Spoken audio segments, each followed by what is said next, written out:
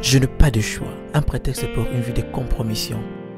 Lorsque nous marchons avec le Seigneur, arrêtons toujours de dire je n'ai pas le choix ou je n'avais pas le choix. C'est pourquoi je suis arrivé jusqu'à ce point. Étant qu'enfants de Dieu, nous avons toujours le choix de faire que les choses se passent comme elles se doivent. Personne n'a le droit de t'imposer de manger ce que tu n'aimes pas manger ou ce qui ne correspond pas à tes préférences, n'est-ce pas? Il arrive des moments dans la vie où on apprend à se responsabiliser, à se prendre en charge parce qu'on est adulte. De même que dans la marche chrétienne, il y a des moments où on doit apprendre à affronter les réalités de la vie et assumer les conséquences qui peuvent s'en suivre parce qu'on sait que nous sommes en Christ. Bien-aimé, sais-tu que tu n'es pas n'importe qui? Voici la preuve. Quand les autres se sentent en paix en menant une vie de péché, toi tu manques la paix, la joie, même l'appétit lorsque tu fais les mêmes choses qu'eux. Il y a toujours cette voix intérieure qui t'interpelle à chaque fois que tu te sens face au péché, ou même après avoir commis ces péchés. Il t'arrive même de trembler et de t'en vouloir jusqu'à manquer du sommeil si tu ne te réponds pas devant Dieu. Et alors, qui veux-tu encore pour comprendre que tu n'es pas n'importe qui? Tu as réellement rencontré Jésus dans ta vie, mais tu ne cesses jamais d'écouter la musique profane. Tu dis que tu es converti, mais tu fréquentes toujours le mauvais ami. Tu gardes toujours en toi de vieilles habitudes du monde. Tu es conscient de ton appel, mais tu te permets de toujours t'habiller comme le monde en style fashion, Kardashian, la coiffure n'en parlons même pas. Tu es serviteur de Dieu appelé et choisi.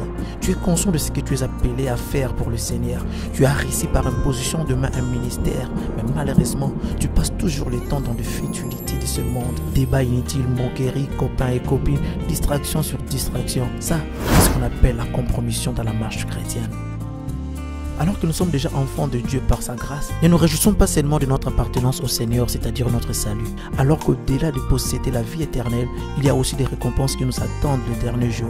Ne sois pas comme ce genre de personnes qui se sentent seulement satisfaits de leur appartenance à Jésus, mais qui n'accomplissent pas la tâche qu'ils devraient accomplir sur terre étant qu'appelés. Mon frère, ma soeur, au-delà du salut que Dieu t'a accordé, tu sais que tu as aussi reçu un mandat, un talent, un ministère, une vocation, un ou plusieurs dons. Tu sais aussi que tu es appelé à faire plus pour le Seigneur, mais chose grave, tu ne le fais jamais. Non parce que tu es ignorant, mais parce que tu veux encore te compromettre, c'est-à-dire vivre comme tout le monde, te comporter comme tout le monde, t'habiller comme tout le monde, parler comme tout le monde, en bref, pécher comme tout le monde, en te disant que je finirai par accomplir ma mission, même un peu plus tard.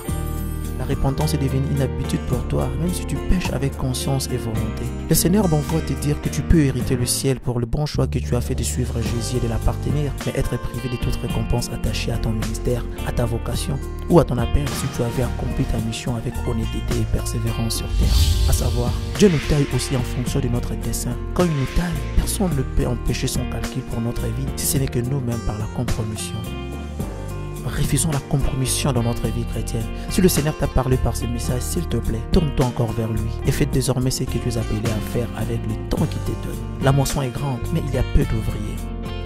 Tu es un leader pour ta famille, pour tes amis, pour ton quartier, pour ton école, alors le moment est là de les influencer, au lieu de toujours te laisser influencer par eux. Sache que nous sommes dans le monde, mais nous ne sommes pas de ce monde. Et notre vie sur terre est très courte.